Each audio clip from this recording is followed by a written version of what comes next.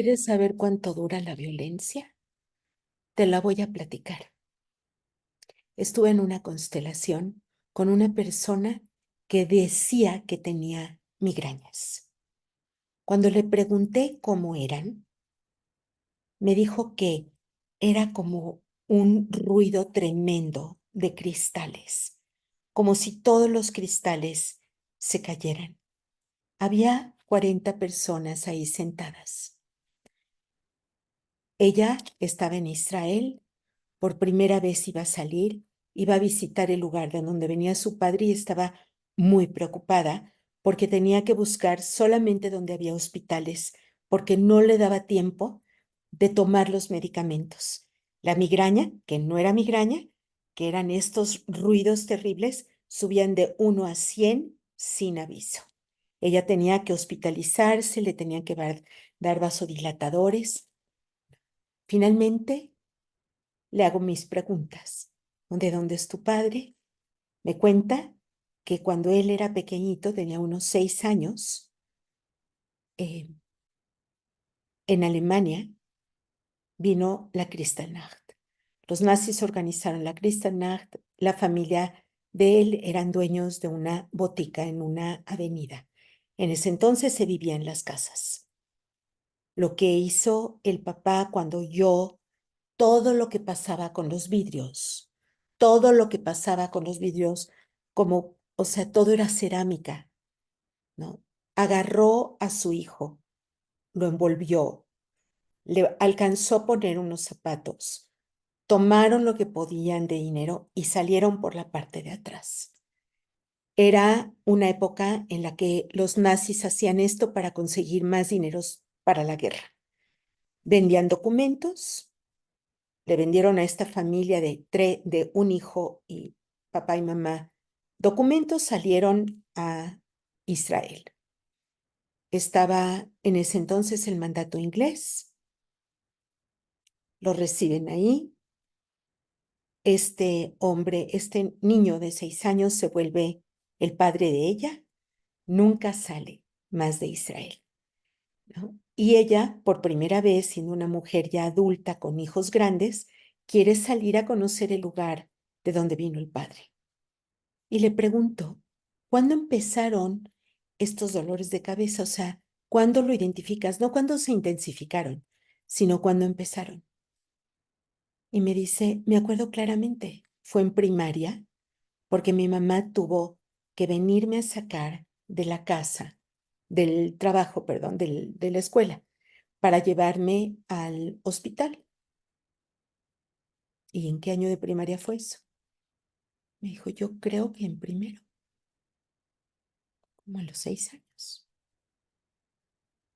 Resulta que parecía que había una memoria que siempre estuvo activa, que se activaba en momentos en que el trauma familiar era recordado y no tenía que volver a suceder. Lo que pasa es que el padre tampoco habló jamás de eso. Fue tan fuerte para él que lo silenció para siempre. Al hacer la constelación y poner representantes de su forma de dolor como una metáfora, vimos claramente que tenía que ver con el nazismo. Este no es el contexto para explicarte claramente todos los pasos de una constelación. Es para darte el resultado, ¿no? Obviamente, tú puedes consultar en mi YouTube lo que es, tengo muchas explicaciones, pero lo más importante aquí es decirte cómo la violencia transita a través del tiempo. Habían pasado casi 70 años de ese evento, un poco más, de ese evento que fue todavía antes de que empezara la guerra.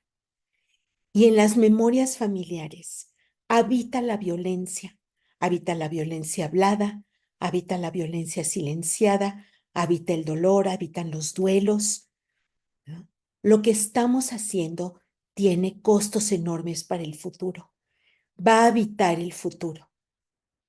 Este es un ejemplo porque se acerca el día de la conmemoración del Holocausto.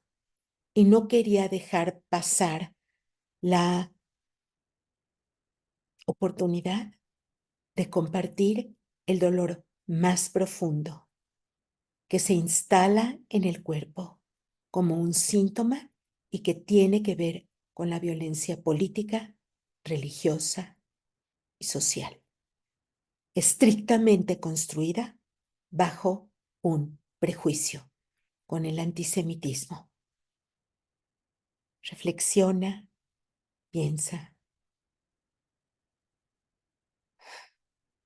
y cambia. Porque si el pasado se está manifestando tan fuerte en el presente, tengo un cuarto de siglo haciéndolo, más de un cuarto de siglo, viendo cómo eso sucede. Quiere decir que los actos que haces hoy o los actos terroristas del 7 de octubre van a evitar el futuro de las familias. Vamos a tener que cuidarlas, saber que eso se va a dar, saber que eso va a existir, pero también los actos terroristas van a evitar a las familias de los palestinos. Se van a convertir algunos de esos hombres en padres, madres, se van a convertir en parejas, se van a convertir en abuelos un día y van a ser violadores, asesinos,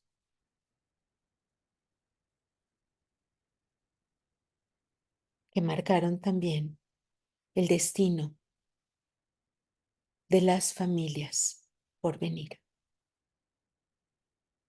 Reflexiona. Reflexiona sobre la construcción del prejuicio